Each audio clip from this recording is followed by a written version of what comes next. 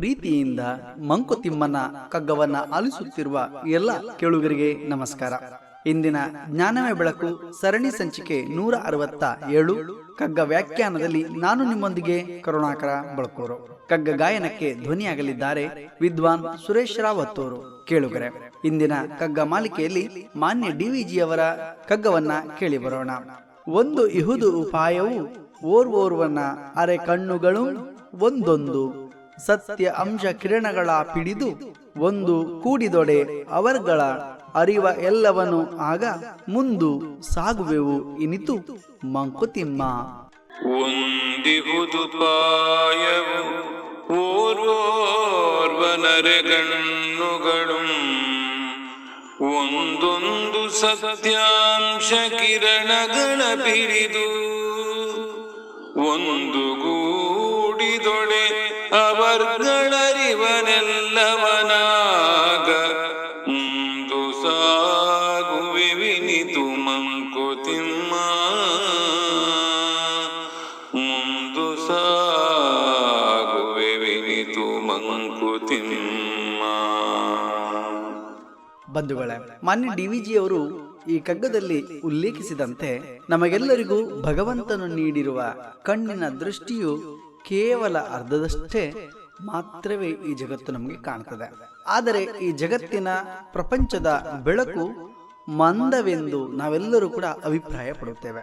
ಅದರ ಬದಲಾಗಿ ಪ್ರತಿಯೊಬ್ಬನೂ ಕೂಡ ತಮಗೆ ಇರುವ ಕಣ್ಣಿನ ದೃಷ್ಟಿಯ ಹಿನ್ನೆಲೆಯಲ್ಲಿಯೇ ಸತ್ಯದ ಅಂಶಗಳನ್ನ ಕಾಣುವ ಪ್ರಯತ್ನವನ್ನು ಮಾಡಬೇಕು.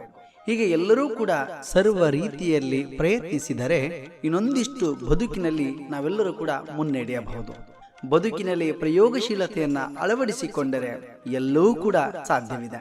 ಈ ಜಗತ್ತು ಅವರವರ ಭಾವಕ್ಕೆ ಸರಿಯಾಗಿ ಜ್ಞಾನದ ಇತಿಮಿತಿಯ ಒಳಗೆ ಪರಮಶಕ್ತಿಯನ್ನ ಕಾಣುವ ಪ್ರಯತ್ನವನ್ನು ಮಾಡಿದರೆ ಖಂಡಿತವಾಗಿಯೂ ಕೂಡ ಜೀವನದಲ್ಲಿ ಸಫಲತೆ ಅನ್ನುವಂಥದ್ದು ಸಿಕ್ಕೇ ಸಿಗುತ್ತದೆ.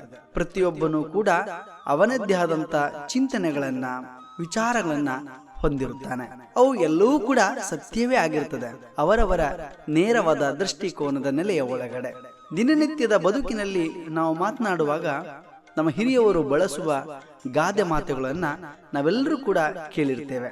ವೇದಗಳು ಸುಳ್ಳಾದರೂ ಗಾದೆ ಮಾತುಗಳು ಎಂದೂ ಕೂಡ ಸುಳ್ಳಾಗೋದಿಲ್ಲ. ಇದಕ್ಕೆ ಬಲವಾದ ಕಾರಣವೂ ಇದೆ, ನಂಬಿಕೆಯೂ ಇದೆ. ಇದು ನಮ್ಮ ಹಿರಿಯವರು ಸಾಮೂಹಿಕವಾಗಿ ಅನುಭವದ ಕಣಜವನ್ನೇ ಕಟ್ಟಿಕೊಟ್ಟಿದ್ದಾರೆ. ನಿತ್ಯದ ಜೀವನದಲ್ಲಿ ತಾವು ಕಂಡುಕೊಂಡಿರುವ ಹಲವಾರು ಅನುಭವದ ಸಾರವೇ ಗಾದೆಯಾಗಿದೆ. ಅನುಭವವುಳ್ಳ ಹಿರಿಯವರು ಅದನ್ನ ಸಂಸ್ಕರಿಸಿ ಅದಕ್ಕೊಂದು ರೂಪವನ್ನ ಕೊಟ್ಟು ಸಂದರ್ಭಕ್ಕೆ ತಕ್ಕಂತೆ ಗಾದೆ ಮಾತನ್ನಾಗಿ ಉಲ್ಲೇಖಿಸಿದ್ದನ್ನ ನಾವು ಕಾಣಬಹುದು. ಜೀವನಕ್ಕೆ ಉತ್ತಮ ಮೌಲ್ಯವನ್ನ ಈ ಗಾದೆಗಳು ಕಟ್ಟಿಕೊಡುತ್ತವೆ. ಗಾದೆ ಮಾತುಗಳನ್ನ ನಮ್ಮ ಜೀವನದಲ್ಲಿ ಅಳವಡಿಸಿಕೊಂಡರೆ ಶ್ರೇಷ್ಠವಾದ ಪಥವನ್ನ ನಾವು ಮುಟ್ಟಬಹುದು.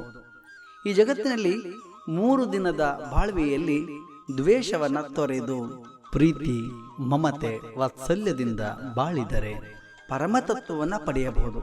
ಭಾಷೆ ಜಾತಿ ಮತ ಧರ್ಮಗಳನ್ನ ಪ್ರೀತಿಸುವ ಮೂಲಕ ನಾವೆಲ್ಲರೂ ಕೂಡ ಒಂದೇ ಎಂಬ ಭಾವದಿಂದ ಬದುಕಿ ಸುಜ್ಞಾನದ ದೀವಿಗೆಯನ್ನ ಬೆಳಗೋಣ.